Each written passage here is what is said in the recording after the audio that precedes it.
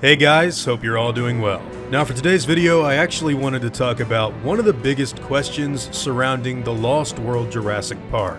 And that question is, what exactly happened to Nick Van Owen after the Gatherer team got off of Isla Sorna? Now, I'm going to tell you guys up front before we go any further. There is currently no information surrounding this character after he leaves the island. During the San Diego incident in the second film, the only two characters that we see on the good guys' side are Ian Malcolm and Sarah Harding. Vince Vaughn's extreme environmentalist is nowhere to be found. Since he was noticeably absent during the Rex's rampage through the city, it's left a ton of people to question where he was during those events, myself included. So today, I wanted to dive into this subject matter and discuss it in full, because I want to know what happened to Nick Van Owen at the end of The Lost World.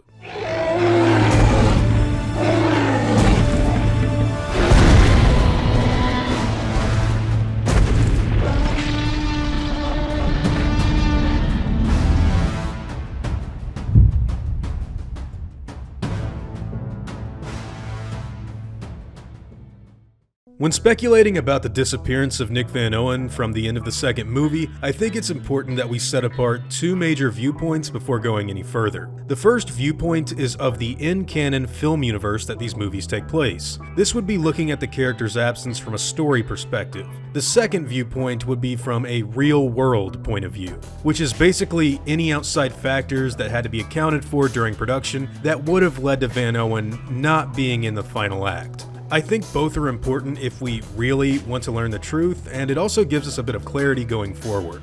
With that being said, let's go ahead and begin. Now, the other character that is noticeably absent during the San Diego incident happens to be Malcolm's daughter, Kelly. Now, the child's absence during these events makes complete sense on all accounts. After narrowly getting her out of Isla Sorna, I'm pretty sure that Ian wouldn't want his daughter around any more T-Rexes for quite some time. So leaving her behind while he and Sarah attempt to stop Ludlow from bringing the Rex into the city seems pretty logical to me.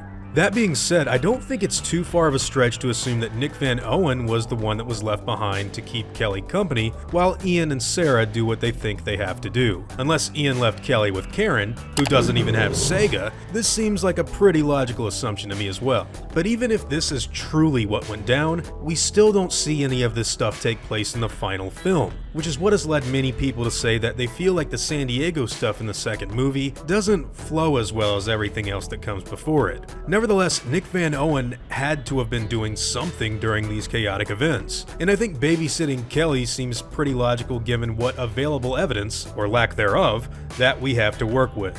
If he wasn't doing this, well, it could entirely be possible that he simply went back to whatever life he had before he took his trip to Site B. Maybe as soon as Nick Van Owen got away from the island, he packed his bags and headed back out to one of his Earth First or Greenpeace tours in some far-off land. He'd done his work for Hammond, and now it might just be time for him to go. Now personally, I find this to be highly unlikely, mainly because of the way he acted on the dinosaur island while he was there. I really don't think he'd just pack his bags and shove off after what he'd just been through, but hey, that's just me. You see, what makes this speculation so difficult is the fact that other characters like Roland Timbo, for example, are given a really great conclusion in the film. The big game hunter even comes complete with a noticeable change about him, famously stating, "I believe I've spent enough time in the company of death." Nick Van Owen, on the other hand, is just completely gone. We don't see him again in the film at all, really, which is what's left us to make assumptions on this whole ordeal. If we look at this from a real-world point of view,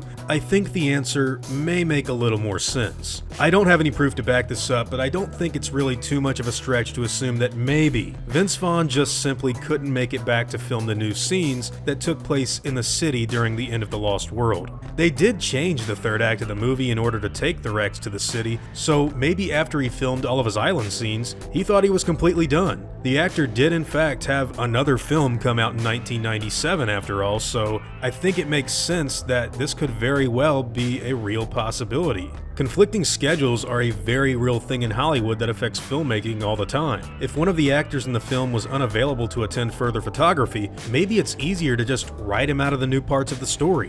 Makes complete sense to me, at least. Now, I really want to stress that I don't know for a fact if this is what really went down. In fact, none of us know what really went down except for the people that worked on the film. But it's still fun to speculate and gather information on what could be the truth in all of this. In my opinion, this subject matter there is excellent material that can be further fleshed out in some of the new viral marketing stuff that details everything that happened in the true canon of Jurassic Park. Just a small sentence or two of what happened to Nick after he got off of the island might be the perfect thing to settle fan theories on this matter going forward. Honestly, I'd love it if we got a concrete answer as to where this dude ended up at the end of the film. But anyways, those are just all of my thoughts on the subject matter. What do all of you guys think happened to Van Owen after he got off of the island? I know we don't have too much to go by, but it's still a question that many have asked for a pretty long time now. So whatever your own thoughts and theories may be, I'd love to hear them in the comments down below. Now before I go, I'd like to thank all of my game wardens, as well as all of my InGen executives.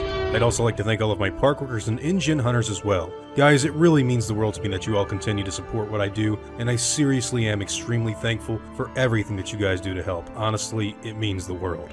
Now I'd like to thank you all for watching this video, and hope that you all enjoy today's content. If you feel like I deserve it, I'd appreciate the like and hope that you'll consider subscribing if you're interested in hearing from me again. I'll see you all in the next video, guys, and as always, take it easy.